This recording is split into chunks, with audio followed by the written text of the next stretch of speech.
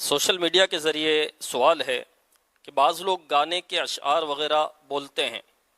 تو جب ان کو منع کیا جائے تو کہتے ہیں کہ اس میں کون سا کفر یا گناہ کی بات ہے، یا میں کون سا میوزک کے ساتھ بول رہا ہوں،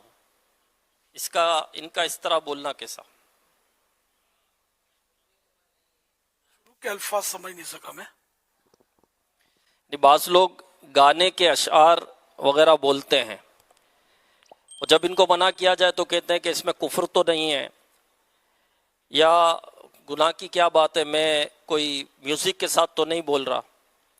تو ایسا بولنا کیسا؟ اگر وہ درست بول رہا ہے تو درست ہے کہ ہر شعر گانے کا کفریہ تو نہیں ہوتا، نہ گانے کا ہر شعر گناہ بھرا ہوتا ہے، بعض شعر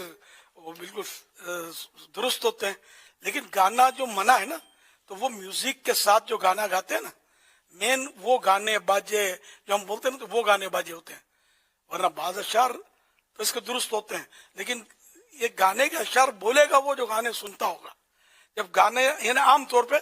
گانے سنتا ہوگا تو وہ مطلب یہ کہ وہ اشعار اس کو یاد ہو جائیں گے، تو یوں مطلب اس کا گانے کے اشعار کی مثالیں دینا بیان کرنا یہ خامخواہ اس کو تہمت کی جگہ پہ کھڑا کر دے گا کہ یہ گانے سنتا ہے، یہ ان سائیڈ ایفیکٹ اس کے ہیں، لیکن فی نفسی اگر وہ کہتا ہے کہ کون سا کفر ہے اس میں اور اس کو علم ہے اتنا کہ واقعی کفر نہیں ہے تو ٹھیک ہے، مطلب اس کو کیا کہہ سکتے، اس کو حکم تو کچھ بھی نہیں لگے گا،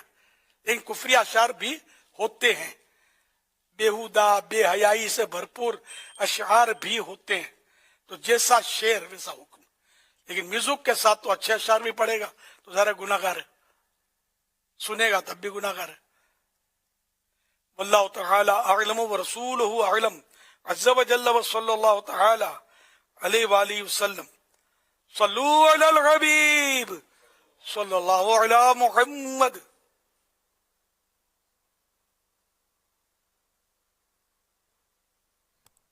میرا نام منصور احمد ہے۔ امیر اہل سنت سے میرا ایک سوال ہے کہ ہماری گارمنٹس مارکیٹس کے اندر تمام تقریباً دکانوں پہ اس وقت سلسلہ چل رہا ہے کہ